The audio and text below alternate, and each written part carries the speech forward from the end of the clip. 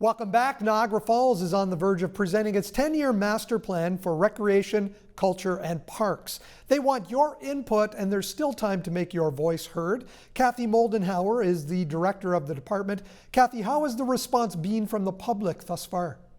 So when we first launched the input, we actually did get a number of people following up immediately that week. And it does close this Friday. So we're in the process of just kind of doing a final push to ensure that everyone in the community does have an opportunity to share their comments. What are you hearing from some of these submissions so far? What we are hearing is people are happy, of course, to see the recommendations regarding the trails. And one thing with COVID, we know a lot of people have been out walking and biking. So people do want to see more trails in the city, and they want to see them connected so that we do have a proper trail network.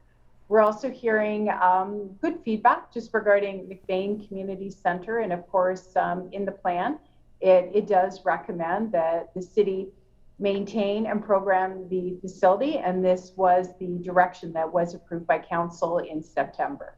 You've begun using the McBain Center for some of the programs that were at the Coronation Center earlier, correct? Yes. So our older adults will be moving over to the Coronation Center in the new year. And we've actually started by moving over some of the fitness classes, and they're taking place actually today in the gym.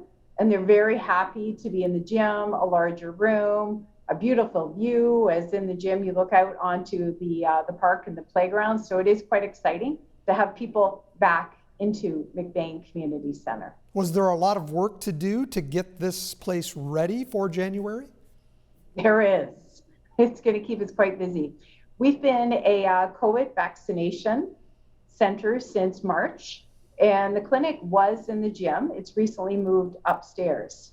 So we do have to do some work in the pool to get it open because the pool was drained actually in January. So we've got to get the water back in the pool, just fix up the deck and check out the change rooms and all the other features.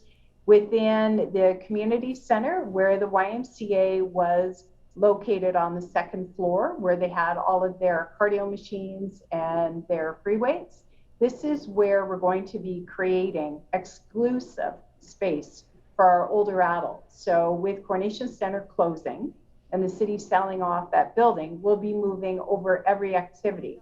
So we do need to create an area for them to play darts in. We'll be putting in a shuffleboard for them as well. And then just planning space for cards, bingo, and many other activities as well. You mentioned trails right next to our YourTV studios. There's the Millennium Trail. What is the timeline on that, and what exactly is happening?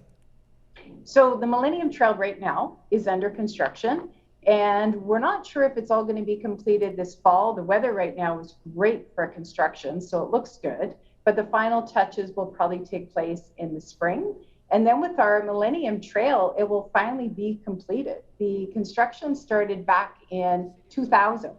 So it's taken us a little time to complete this trail, but it will finally be finished. So people will be able to ride their bikes or to walk from the south end of the city to the north end of the city.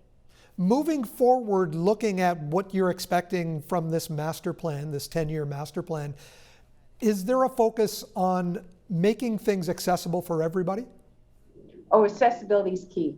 We need to make it accessible for all. And one thing that we're excited about with McBain Community Center, in the past, you could access the majority of the space only if you had a membership. So now, without having to have a YMCA membership, people will be able to come in, and for a small fee, they'll be able to use the aquatic facility, they'll be able to use the gym. We're also going to be renting out our squash and racket courts. So we will make it more affordable for all. And of course, McBain is an accessible building, so we'll be welcoming everybody from the community. Sounds like it's going to be a beehive of activity. How can people have their voices heard until Friday, October 15th? So with the Recreation and Culture and Parks Plan, people can go to the city's website, so niagarafalls.ca, And then we do have a spot where they can link on to Let's Talk, and that's where people can share their comments on our plan.